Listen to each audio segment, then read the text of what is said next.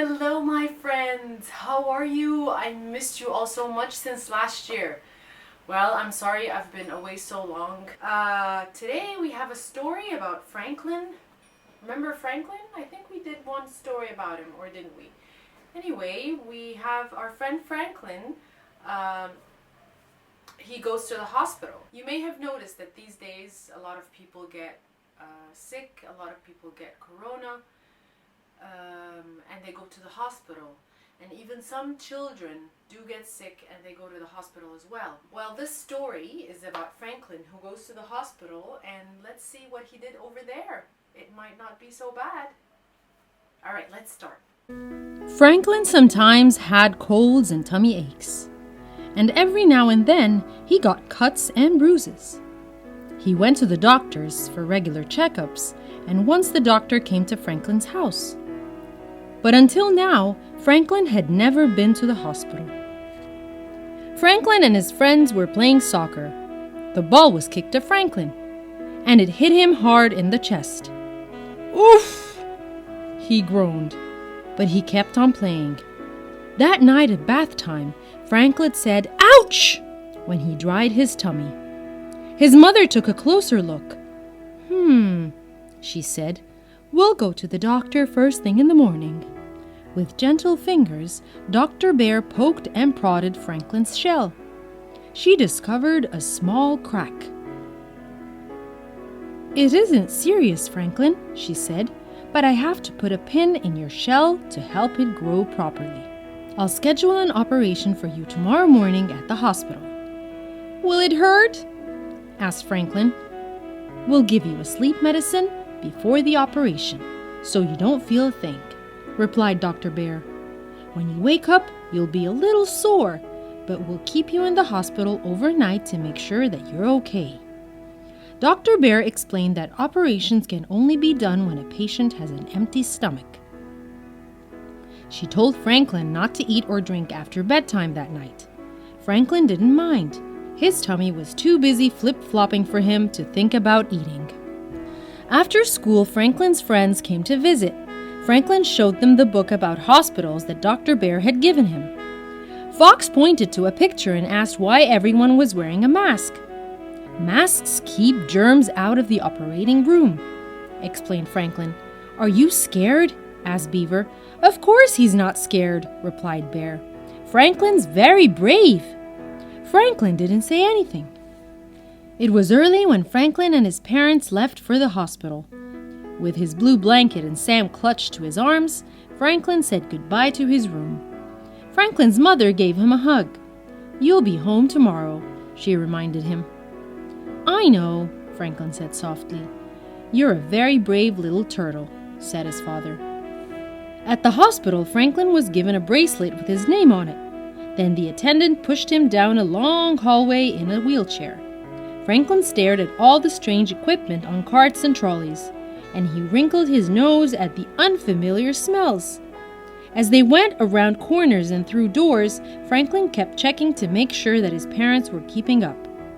At last, they reached Franklin's room. A nurse gave Franklin a special gown to wear.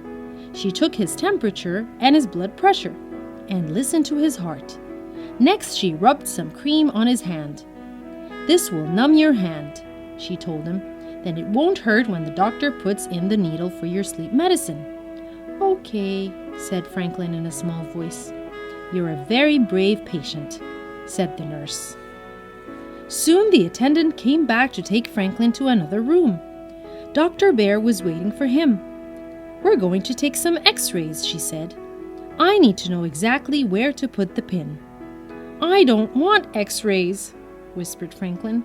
"X-rays don't hurt," explained Dr. Bear. "The machine only takes pictures of what's inside you." "I know," said Franklin. He started to cry. Dr. Bear sat down beside Franklin. "Please tell me what's wrong," she said. Franklin sniffled. "Everybody thinks I'm brave, but I've been just pretending. X-rays will show that inside I'm scared." "Oh, Franklin," explained Dr. Bear, "an X-ray doesn't show your feelings. It only shows shell and bones. You mean no one will know I'm afraid?" Franklin asked. No one, replied Dr. Bear. But just because you're afraid doesn't mean you aren't brave. Being brave means doing what you have to do, no matter how scared you feel. Franklin thought for a few moments. Well, I'm scared to have the operation, he finally said, but I know I have to, so my shell will grow big and strong. Dr. Bear smiled. That's what being brave is all about. Franklin let out a very deep sigh. I'm ready now, he said. When the x-rays were done, Franklin was taken to the waiting room. We aren't allowed into the operating room, Franklin, said his father. But we'll be with you in the recovery room when you wake up, his mother promised. Soon Dr. Bear came to get Franklin. His mother and father kissed him and waved as he went through the doors. In the operating room, Franklin said hello to the other doctors and nurses. Dr. Bear put stickers on Franklin's chest and explained that this was how they would watch his breathing and heartbeat during the operation. Then Dr. Raccoon put the needle for the sleep medicine in Franklin's hand. It didn't hurt at all. When that was done, he asked Franklin to count backward from 100. But I can only count backward from 10, Franklin said. That will be just fine, said Dr. Bear. 10, 9, 8, began Franklin, and that was far as he got. Wake up, Franklin, called a faraway voice. But Franklin didn't want to wake up. In his dream, he was scoring the winning goal. Wake up now, Franklin, said his mother. Slowly, Franklin opened his eyes. He saw his parents and Dr. Bear. And then he remembered. I haven't finished counting, he said in a wobbly voice. But I've finished operating, said Dr. Bear with a laugh. 2 hours later, Franklin was back in his hospital room. He walked slowly to the mirror and looked at his bandages. I guess it'll be a while before I can play soccer again, he sighed. Dr. Bear thinks you'll heal very quickly, said Franklin's father. She also said you're an excellent patient, added his mother. Franklin smiled. That night, after Franklin's parents had gone home, Dr. Bear came to see him. I have something to show you, Franklin, she said. She held up an X-ray. Is that me? He asked. Dr. Bear nodded. That's you, she said, brave through and through. So do you like our story today? So see how Franklin was very brave and he went into the operation and had it done and he got his health back and the doctor was proud of him, his mom and dad were proud of him. The hospital can sometimes be a place where you can heal and where you can get your health back. Alright, so I'll see you next time, and this time I'm not going to be that long. Alright, see you later, bye!